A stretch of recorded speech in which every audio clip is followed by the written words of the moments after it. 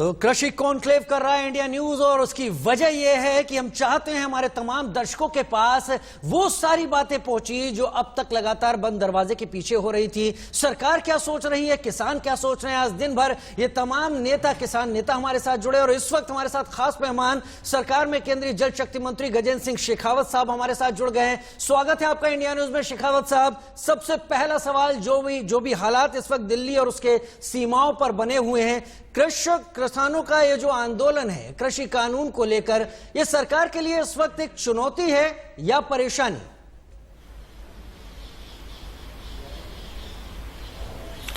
देखिए, निश्चित रूप से देश का अन्नदाता कभी सरकार के लिए चुनौती बन नहीं सकता, न चुनौती बनेगा। परेशान मन जरूर है, खिन्न मन जरूर है, क्योंकि कृषि क्षेत्र के कल्याण के लिए एक साफ नीयत, सही सोच और सही विचार विमर्श के बाद में जो कल कानून लाया गया, उस कानून को कतिपय ऐसी राजनीतिक पार्टियां जिनका धरातल समाप्त हो चुका है, जिनको चुनाव में या तो नकार दिया गया है, नकारे जाने की संभावनाएं हैं, वो सब एकत्रित होकर के अपनी धरती को बचाने के लिए, अपनी राजनीतिक जमीन को बचाने के लिए किसानों के कंधे का इस्तेमाल कर रही है। और देश का अन्नदाता, विशेष रूप से दो प्रदेशों का अन्नदाता जो है, वो किसान आज सड़क पर आंदोलन करने के लिए खड़ा है।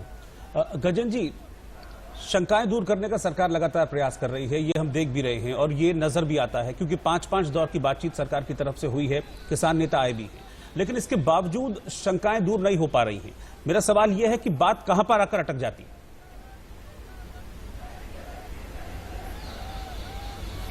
देखिए, मुझे लगता है कि जो है, यदि केवल विषय शंका का ही होता या किसी तरह की आशंका मात्र ही होती, तो बातचीत के रास्ते से आसानी से सुलझ सकते थे और बातचीत के लिए आगे भी हम लोग तैयार हैं जी।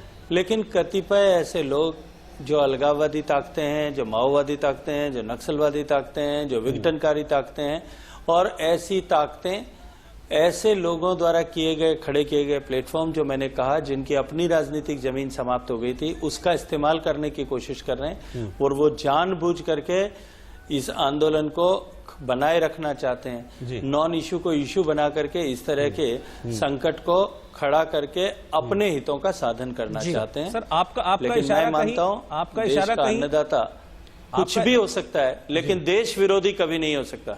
आपका इशारा कहीं उन लोगों की तरफ तो नहीं है जो किसानों के आंदोलन में शर्जील इमाम के पोस्टर लेकर बैठे हुए थे, गौतम नवलखा के पोस्टर लेकर बैठे हुए थे, उमर खालिद के पोस्टर लेकर बैठे हुए थे और मंच से कह रहे थे कि इनको रिहा करो? उन लोगों की तरफ तो नहीं है इशारा आपका? कहीं वामपंथी ताकतों की तरफ इशारा तो नहीं है? निश्चित रूप से उन्हीं की तरफ है। ऐसे सारे लोग, चाहे जिन लोगों का आपने नाम का उच्चारण अभी किया है, वो सारे लोग किसान के आंदोलन में भी दिखाई देंगे, वो सारे लोग सिटीजनशिप अमेंडमेंट एक्ट के न्याय के आंदोलन में भी जो खड़े किए गए शाहीन बाग में भी दिखाई देंगे, वो सारे लोग आपको 370 के विरोध में आवाज उठाते हुए भी दिखाई देंगे। देश को ताकतवर बनाने, समृद्ध बनाने, संपन्न बनाने के जितने भी प्रयास हैं, उन सब के विरोध में आपको हमेशा खड़े दिखाई देंगे। ऐसे लोग इस आंदोलन में भी दिखाई दे रहे हैं।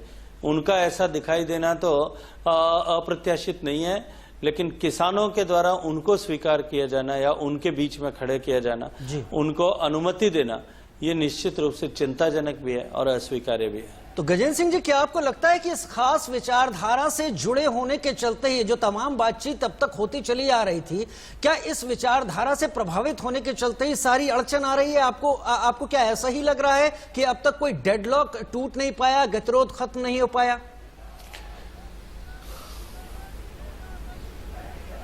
देखिए, जैसा मैंने कहा अपने प्रारंभिक टिप्पणी में भी, कि ये आंदोलन प्रायोजित रूप से खड़ा किया गया है।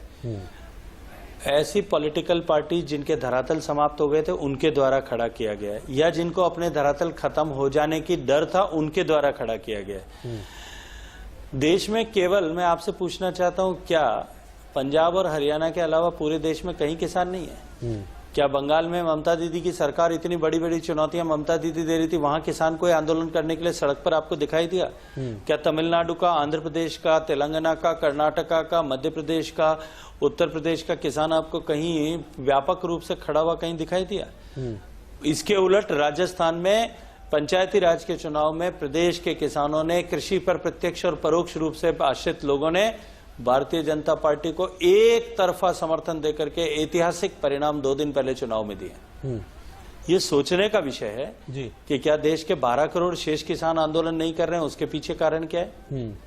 तो ये निश्चित रूप से प्रायोजित रूप से किसानों के कंधे को अपनी बंदूक चलाने के लिए, अपने लक्ष्य के साधन के लिए इस्तेमाल किया जा रहा है। और यही कारण है कि ये डेडलॉक जानबूझ करके बनाए रखने का प्रयास किया गया। गजेंद्र जी, ठीक है, मैं आपकी बात को मान गया कि इसमें हैं कुछ ऐसे एलिमेंट, फ्रिंज एलिमेंट, जो इस आंदोलन को हाईजैक करने की कोशिश कर रहे हैं, लेकिन हम ये भी नहीं मान सकते कि सब के सब जो हैं वो सब वही फ्रिंज एलिमेंट्स हैं। इनमें किसान भी हैं। तो मुझे लगता है ये भी सरकार की प्राथमिकताओं में होगा कि जल्द से जल्द इस आंदोलन को खत्म करें, क्योंकि जो असल किसान यहाँ पर हैं, अपना घर बार छोड़कर, अपनी खेती छोड़कर यहाँ पर आंदोलन कर रहे हैं, धरना दे रहे हैं, मांग कर रहे हैं सरकार से, उनका आंदोलन खत्म करें, क्योंकि कोविड का टाइम है। खुद प्रधानमंत्री इस चीज को लेकर चिंता जाहिर कर चुके हैं। तो ये सरकार की प्राथमिकता में होगा कि बहुत जल्द इसका समाधान किया जाए। निश्चित रूप से प्राथमिकता में हमारा एक भी व्यक्ति यदि किसी संशय के कारण पे भी सड़क पर आया है तो उसके संशय को समाप्त करना हमारी जिम्मेदारी है, और हम अपनी जिम्मेदारी का पूरी ईमानदारी के साथ निर्वहन का प्रयास कर रहे हैं। लेकिन फिर मैं एक बात कहूंगा कि ये आंदोलन कतिपय लोगों द्वारा, पॉलिटिकल पार्टीज द्वारा राजनीतिक संरक्षण में खड़ा किया गया है जी। अपने लक्ष्य, अपने हितों के साधन के लिए, अपनी राजनीति को चमकाने के लिए खड़ा किया गया है। और फिर इसके बाद में कुछ ऐसे लोग जो ऐसे आंदोलनों के माध्यम से इन आंदोलनों में पेनिट्रेट करके अपने लक्ष्य का साधने की कोशिश करते हैं, वो इसके साथ जुड़ गए।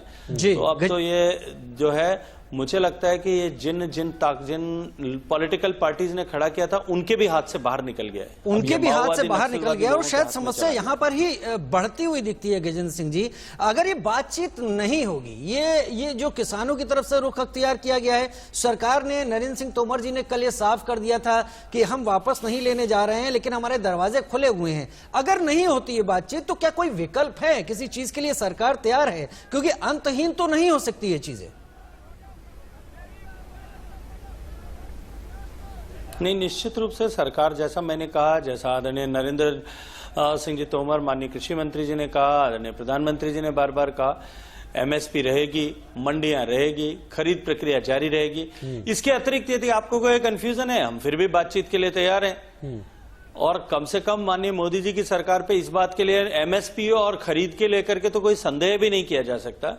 जिस तरह से एमएसपी को लाभकारी मूल्य के साथ, लाभकारी लागत पर लाभ जोड़ करके 50% लाभ जोड़ करके बना दिया जाए, ये माननीय मोदी जी ही थे जिन्होंने इंश्योर किया है। और उसके साथ साथ में प्रोक्योरमेंट को गेहूं चावल में 30% से लेकर के और चने में 3 लाख प्रतिशत तक बढ़ाने का काम भी माननीय मोदी जी ने किया है। किसान को एमएसपी 50% लाभकारी मूल्य के साथ में मिले, ये घोषणा करने और इसको इंप्लीमेंट करने के कारण से अगर 1,60,62,000 करोड़ रुपए का एक्स्ट्रा बेनिफिट हुआ है, तो इसके साथ साथ में पिछले 5 साल में प्रोक्योरमेंट बढ़ने के कारण से किसान को 1,63,000 करोड़ रुपए का एडिशनल बेनिफिट हुआ है। किसान को 3,25,000 करोड़ रुपए का केवल माननीय मोदी जी की सरकार के इन 2 निर्णयों के कारण से एडिशनल जो है वो रेन्यूमरेशन मिला है। गजेंद्र सिंह जी, किसानों में ये डर है या डर फैलाया जा रहा है? मैं आपकी प्रतिक्रिया चाहता हूं। जो एमएसपी को लेकर आप तमाम बातें अभी कह रहे थे, और हम भी इस बारे में पढ़ रहे हैं, हम भी इस बारे में जान रहे हैं, तमाम चीजें सरकार ने साफ कर दी हैं,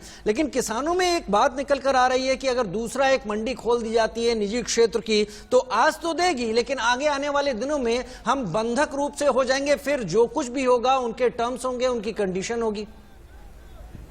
क्या ये डर है या डर फैलाया जा रहा है? मैं एक किसान होने के नाते कह सकता हूं कि ये बिल्कुल निराधार है। ये आशंकाएं बिल्कुल निराधार हैं। देखिए, मैं आपको एक दूसरे उदाहरण से इस विषय को समझाना चाहता हूं। जब सीए आया था, सीए कानून कहता था कि आज कहता है अफगानिस्तान, बांग्लादेश, पाकिस्तान से जो भारतीय मूल के लोग आजादी के समय रह गए थे वहां, और वो लोग यदि भारत में वहां राजनीतिक जो है संरक्षण में प्रताड़ित किए जाते हैं, वो अगर भारत में आते हैं तो उनको एक बार के लिए जो है सिटीजनशिप एक्ट में जो है संशोधन करते हुए उनको एक बार के लिए राहत प्रदान की गई। अब इसमें नागरिकता देने के, इस कानून में नागरिकता लेने का कोई विषय नहीं था, लेकिन यही सारी ताकतें थी। माननीय राहुल गांधी जी से लेकर के वामपंथियों तक यही सारे लोग थे जिन्होंने खड़े होकर के पूरे देश में यह भ्रम फैलाने की कोशिश की कि ये है एक मजहब विशेष के लोगों की नागरिकता लेने का षड्यंत्र है, और पूरे देश को मजहब के आधार पर बांटकर आग लगाने की कोशिश की।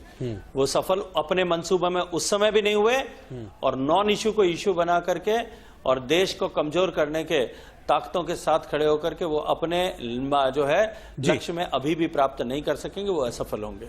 ठीक है, बहुत बहुत शुक्रिया आपका गजेंद्र सिंह शेखावत जी, आप हमारे साथ जुड़े, आपने वक्त दिया, और हम चाहेंगे कि सरकार जो प्रयास कर रही है, जैसा कि आपने भी बताया कि सरकार की प्राथमिकताओं में है, तो सरकार के प्रयास बहुत जल्द सफल हों और ये जो एक डेडलॉक बना हुआ है किसानों और सरकार के बीच में, जल्द खत्म हो। तो गजेंद्र सिंह शेखावत जी हमारे साथ जुड़े हुए थे और उन्होंने साफ तौर पर कहा है कि किसानों का आंदोलन है, सरकार की प्राथमिकता में है, सरकार इसको खत्म कराएगी, सरकार बातचीत के जरिए इसको खत्म कराएगी। लेकिन साथ ही साथ उन्होंने ये भी कहा है कि कुछ फ्रिंज एलिमेंट्स हैं, कुछ ताकतें हैं जो इस आंदोलन को, किसानों को भटकाकर गलत दिशा में ले जा रही हैं।